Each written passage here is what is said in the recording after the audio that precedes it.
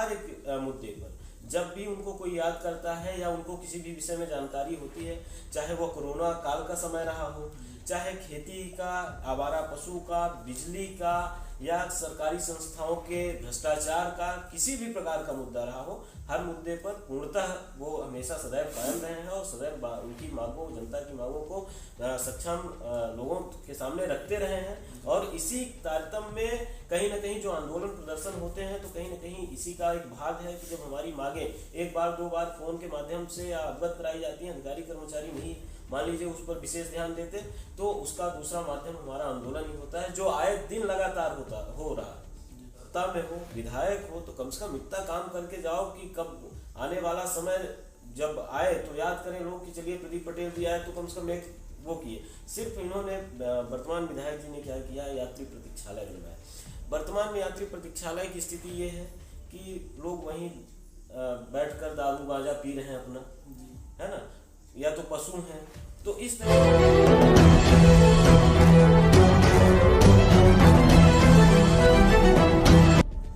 दोस्तों, the Rewa times show में आज हमारे साथ जुड़ रहे हैं युवक कांग्रेस के जिला अध्यक्ष आदरणीय आशुतोष तिवारी जी। सबसे पहले मैं उनका अपने चैनल में स्वागत करूंगा। सर, स्वागत है आपका। बहुत बहुत धन्यवाद। साथ ही आपके चैनल को देखने वाले सभी साथियों को मेरा नमस्कार। आप युवाओं का साथ आपके साथ ज़्यादा रहता है, यूथ ब्रिगेड जिसको बोलते हैं। और तो अभी आपके पार्टी के द्वारा, कांग्रेस पार्टी द्वारा मऊगंज के पूर्व विधायक आदरणीय सुखेंद्र सिंह बन्ना जी द्वारा एक क्षेत्रीय मुद्दों के साथ साथ जिले को लेकर एक ज्ञापन दिया गया। तो जिला के मुद्दे पर आऊँगा कि क्या मऊगंज जिला बन पाएगा?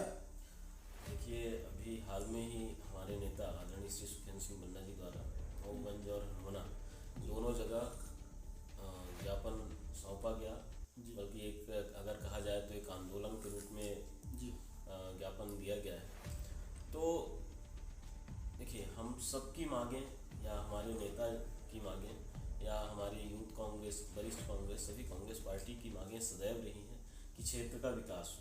जैसा कि आपने कहा कि मऊगंज जिले का मुद्दा, जिले के मुद्दे को लेकर आज से नहीं, जब पहली बार शुरू 2013 में श्री सुखेंद्र सिंह बन्ना जी विधायक बने, तब से वो निरंतर प्रयास कर रहे हैं। उनके साथ साथ हम सभी कांग्रेस जन सभी कोई प्रयास कर रहे हैं कि मऊगंज जिला जल्द से जल्द बने। लेकिन इसमें समस्या ये आ रही कि 2013 से 18 के बीच का जो पीरियड रहा, उसमें भाजपा की सरकार बनी और श्री सुखेंद्र सिंह बन्ना जी ये विधायक बने, तो ये विपक्ष के विधायक बने। यहाँ तक परिस्थितियाँ निर्मित हुई कि विधायक जी का ये कहना रहा कि हम अगर शिवराज सिंह मेरे विधायक बनने को रोड़ा मानते हैं मऊगंज जिले में, तो मैं अपना इस्तीफा दे देता हूँ। यह भी सर्वविदित है, पेपर न्यूज़ आप लोगों ने ही सब कोई देखे और न्यूज़पेपर ने छापा। तो हम तो यहाँ तक मतलब हमारी कांग्रेस पार्टी या हमारे विधायक जी इस स्तर तक प्रयास करने के लिए बिल्कुल हम लोग तैयार थे कि अगर इस्तीफा भी देना पड़े, लेकिन अगर क्षेत्र की जनता का विकास हो, मऊगंज जिला बने, तो हम उसके लिए तैयार हैं। टाइम क्या है? क्योंकि टाइम में 15 महीने बाद चुनाव है। और देखिए, इसका टाइम एग्जैक्ट तो प्रदेश के मुख्यमंत्री शिवराज सिंह जी और क्षेत्रीय विधायक प्रदीप पटेल जी ही बता पाएंगे कि ये कब बनाएंगे, कब नहीं बनाएंगे।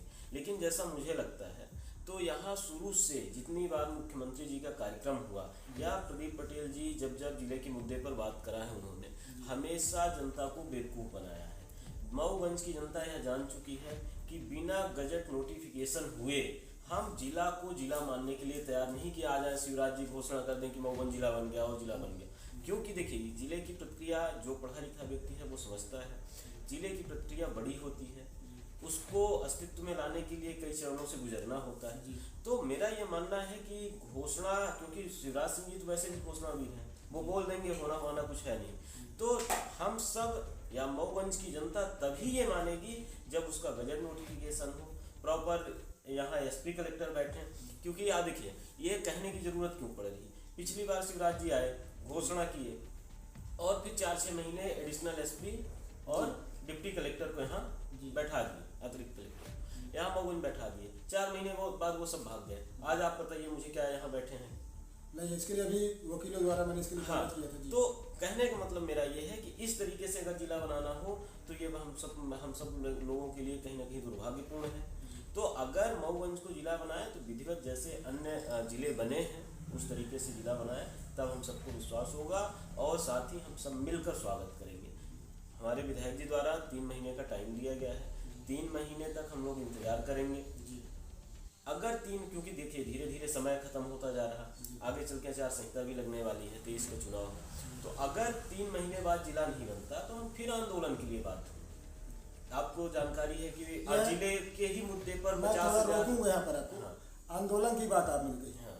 तो लोगों का ये कहना है कि जब 15 महीने में कांग्रेस की सरकार थी तो उस टाइम पे मैहर को घोषणा किए, पूर्व मुख्यमंत्री उसमें कमलनाथ जी थे, तो मऊगंज क्यों नहीं, उस टाइम पे आपने आंदोलन प्रदर्शन क्यों नहीं किया? देखिए जब मैहर की घोषणा हुई तो तब परिस्थितियां बहुत ऐसे अनुकूल नहीं थी। उस समय आपको भी पता है कि वो सरकार गिरने की एक दिन पहले की बात है जी। मऊगंज जिले के प्रयास की आप बात करेंगे तो सर्वप्रथम जब राहुल गांधी जी आए तो सबसे ज़्यादा मऊगंज से जनता जाकर रीवा में मऊगंज के बैनर तले, झंडे तले इकट्ठा हुई। हमने वहाँ भी हमारे विधायक जी द्वारा मांग रखी गई। जब फुटबॉल का कार्यक्रम हुआ तो उसमें सबसे पहले मऊगंज जिला लिखना हमारे कांग्रेस पार्टी द्वारा या हमारे मऊगंज के समस्त कांग्रेस जन द्वारा ही लिखा जाना शुरू किया गया।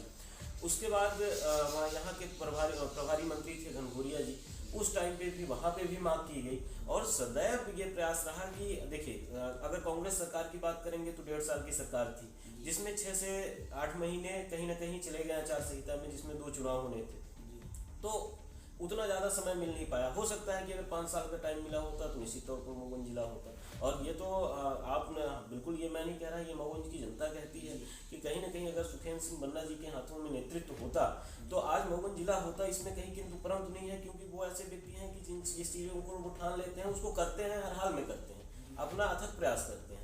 आज हम विपक्ष में हैं, उसके बाद भी आप बताएं कि 50,000 की जो गिरफ्तारी दी गई तो वो कहीं ना कहीं वो जिले का मुद्दा था और आज भी हम उस पर कायम है। 3 महीने का टाइम है, अगर 3 महीने बाद नहीं होता तो इस बार फिर और ज़्यादा से ज़्यादा संख्या में आंदोलन करेंगे। भाई ये देखिए, हमारा आंदोलन करना, हमारी मांग रखना, ये हमारा अधिकार है जी। तो हम तो इस पर अपने जो हम लोगों का दायित्व है उस पर कायम है। आंदोलन करना आपका अधिकार है। क्षेत्र अपना पूरा मऊगंज विधानसभा मूलभूत सुविधाओं से वंचित। आप मऊगंज नगर के रोड से निकलिए तो आप एक 2 व्हीलर से निकलते हैं तो आप बिना इच्छा के 250 ग्राम डस्ट आपको खाना पड़ेगा। इस मुद्दे पर बिजली का मुद्दा है, सड़क का मुद्दा है, तो इन मुद्दों पर क्यों नहीं किया गया, उसकी जवाबदारी किसे तय करेंगे? देखिए, ये अगर कहा जाए कि मुद्दों पर बात नहीं की गई तो ये सरासर गलत होगा, क्योंकि इससे पहले आप 6 महीने का पीरियड उठाकर देखें। बीच में चुनाव थे जिसमें नगरीय निकाय और पंचायत चुनाव मिलाकर कम से कम 4 से 5 महीने का टाइम तो कहीं ना कहीं इसमें गया। लेकिन उसके पहले आप देखें तो निरंतर कांग्रेस पार्टी द्वारा या यूथ कांग्रेस द्वारा सदैव, जैसे बरहटा रोड की आप बात करिए, उसमें यूथ कांग्रेस ने ही धरना प्रदर्शन किया था। एक पिपराही मार्ग था, उसमें भी किया था।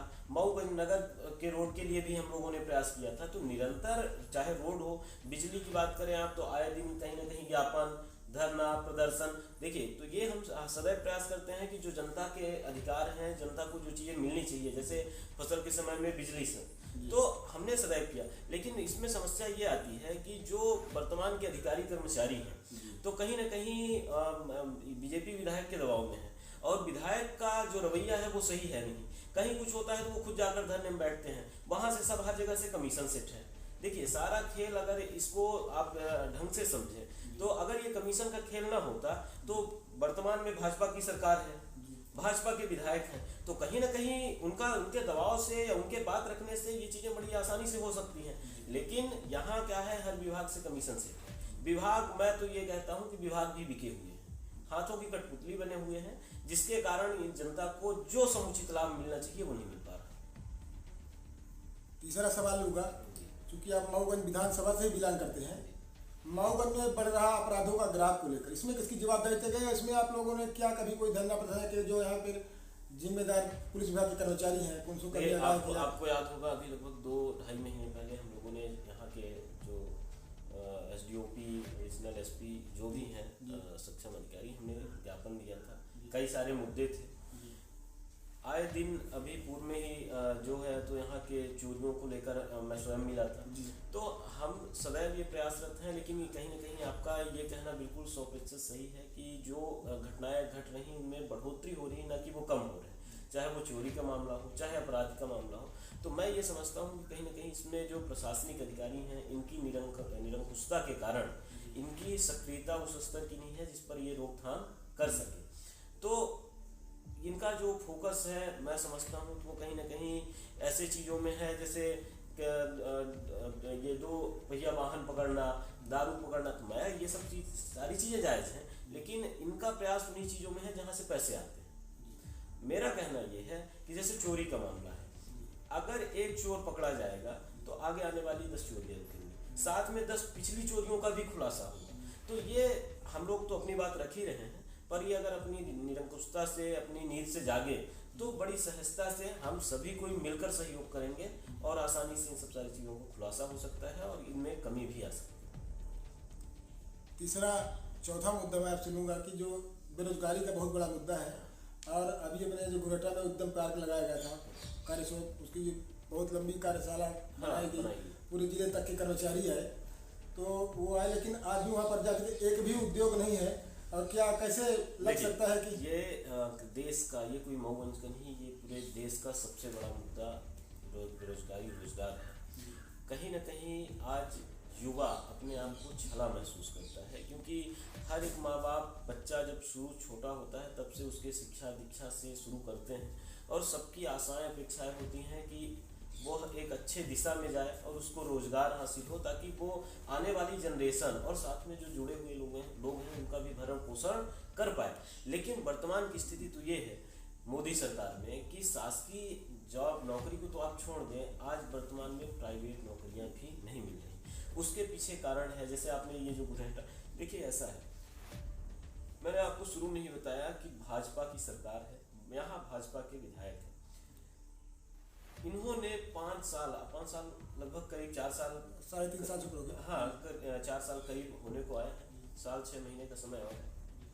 इन्होंने आज तक कोई ऐसा प्रयास नहीं किया जिससे युवाओं को लाभ मिल सके। या जिले में 8 विधायक हैं, 1 सांसद है, तो यहाँ जो कंपनियां फैक्ट्रियां आई, चाहे वो जेपी हो, बिरला हो, या जो भी कोई कंपनी कगार में खड़ी है, तो इन्होंने कभी, चाहे सोलर प्लांट की बात हो, इन्होंने कभी ये प्रयास नहीं किया कि हमारे रीवा जिले का युवा बेरोजगार है उसको इसमें रोजगार मिले। वो कंपनियां जो आती भी हैं तो अपने कर्मचारी वो लेकर आती हैं, इसके लिए कभी किसी नेता ने, खास करके भाजपा के नेता ने, बिल्कुल भी कोई प्रयास नहीं किया। रही बात मऊगंज की, जिसको आप एक उद्योग क्षेत्र के तौर पर देख रहे हैं, मैं समझता हूँ यह एक दिखावा, छलावा, जनता को बेवकूफ़ बनाने के अलावा और कुछ नहीं है। उसके पीछे कारण ये है क्योंकि ये सारी चीज़ें लगभग 4 साल से चल रही। मैं मानता हूँ कि अगर ऐसा ना होता तो थोड़ा बहुत तो काम होता, ऐसा तो नहीं है कि पूरा ठंडे बस्ते में चला जाता। तो अभी भी समय है, मैं अपील भी करूँगा कि भाई आप सत्ता में हो, विधायक हो, तो कम से कम इतना काम करके जाओ कि कब आने वाला समय जब आए तो याद करें लोग कि चलिए प्रदीप पटेल जी आए तो कम से कम एक वो किए। सिर्फ इन्होंने, वर्तमान विधायक जी ने क्या किया, यात्री प्रतीक्षालय बनाया। वर्तमान में यात्री प्रतीक्षालय की स्थिति ये है कि लोग वहीं बैठकर दारू गांजा पी रहे हैं अपना, है ना, या तो पशु हैं। तो इस तरीके से पैसे का सदुपयोग इन्होंने किया है। लेकिन एक बात मैं और रखना चाहूँगा कि क्षेत्र की जनता से गलती एक बार हो सकती है, लेकिन बार बार ये गलती नहीं होगी, क्योंकि अपना हित अनहित पशु जाना, अपना जो हित है अनहित है वो सब जान रहे हैं। तो आने वाले समय में जनता जवाब भी देगी, इसके लिए भी हम सब आश्वस्त हैं। जनता पर आप आए तो मैं जनता का ही सवाल आपसे रखूंगा। जनता का ये कहना है कि विपक्ष भी मुद्दा विहीन है, क्योंकि इतने सारे मुद्दे हैं जो सीधे, जिससे किसान परेशान है। आवारा पशुओं से लेकर किसान उसके वजह से खेती नहीं कर पा रहे हैं, रोज आवारा पशुओं की वजह से दुर्घटनाएं घट रही है, और कई तरह के क्षेत्रीय मुद्दा है। पूरे जिले में आवारा पशुओं को लेकर 1 तारीख और 2 तारीख 2 दिन जो आंदोलन, साथ ही धरना प्रदर्शन ज्ञापन का कार्यक्रम हुआ, वो पूरे जिले में मऊगंज में हुआ, जिसमें प्रमुख मांग जिले के साथ साथ कहीं ना कहीं आवारा पशु थे, आप भी जानते हैं। ये काम हमारे नेता श्री सुखेंद्र सिंह बन्ना जी ने किया हनुमाना और मऊगंज में। उसका परिणाम ये रहा कि उसके 2 दिन बाद एसडीएम हनुमाना ने अपनी एक लेटर जारी किया आवारा पशुओं को लेकर। उसके 3 दिन बाद जिला कलेक्टर द्वारा यह एक आदेश जारी किया गया कि इनको समुचित गौशाला में इनको पशुओं को पहुंचाया जाए। मेरा कहना यह है कि जो यह आपका आरोप है, तो मैं ये बताना चाहता हूं कि ऐसा एक भी मुद्दा नहीं है जिसमें कांग्रेस पार्टी या हमारे नेता विधायक जी या कांग्रेस जन उन मुद्दों पे बात ना किए हो, और आने वाले समय में भी करेंगे। ये भली भांति आप जानते हैं कि किसी भी मुद्दे पर जिसमें जनता से संबंधित अगर वो मुद्दा है तो कांग्रेस पार्टी सदैव उसकी लड़ाई लड़ी है और आगे के लिए भी वो वचनबद्ध है और वो लड़ाई हम लोग लड़ेंगे। लगभग 15 महीने बाद चुनाव है, किस मुद्दे पर जाएंगे जनता के बीच में? देखिए, मैंने आपसे बताया कि जनता के पास स्वयं मुद्दे हैं जी। हम तो जाएंगे। आप कहाँ खड़े हैं जनता के साथ में? ये जनता का भी सवाल है। कई जगह मैंने ग्रामीणों में गया तो उन्होंने कहा कि न पूर्व विधायक का साथ मिल रहा है न वर्तमान विधायक का साथ। ये सरासर गलत है। उसके पीछे का हो सकता है आपको इतने बड़े 2 लाख जो भी जनसंख्या है मऊगंज की, उसमें कोई 2 व्यक्ति मिल गए हों, लेकिन वास्तविकता ये है कि पूर्व विधायक जी हर एक मुद्दे पर जब भी उनको कोई याद करता है या उनको किसी भी विषय में जानकारी होती है, चाहे वो कोरोना काल का समय रहा हो, चाहे खेती का, आवारा पशु का, बिजली का या सरकारी संस्थाओं के भ्रष्टाचार का, किसी भी प्रकार का मुद्दा रहा हो, हर मुद्दे पर पूर्णतः वो हमेशा सदैव कायम रहे हैं और सदैव उनकी मांगों, जनता की मांगों को सक्षम लोगों के सामने रखते रहे हैं। और इसी तारतम्य में कहीं ना कहीं जो आंदोलन प्रदर्शन होते हैं तो कहीं ना कहीं इसी का एक भाग है कि जब हमारी मांगें 1 बार 2 बार फोन के माध्यम से या अवगत कराई जाती हैं, अधिकारी कर्मचारी नहीं मान लीजिए उस पर विशेष ध्यान देते, तो उसका दूसरा माध्यम हमारा आंदोलन ही होता है, जो आए दिन लगातार हो रहा है ना। हर 2 महीने, 1 महीने, 6 महीने में बड़े बड़े आंदोलन कार्यक्रम होते हैं। तभी जो कुछ भी मैं ये समझता हूँ कि जो जनता को वर्तमान में लाभ मिल रहा है या अधिकारी कर्मचारियों द्वारा जो कहीं ना कहीं शोषण में थोड़ा बहुत भी कमी हुई है, उसकी देन कहीं ना कहीं श्री सुखेंद्र सिंह बन्ना जी की है, जो निरंतर दबाव बनाकर किसी भी गलत चीज़ों का निरंतर विरोध करते हैं ताकि जनता के हित में फैसले हो सके।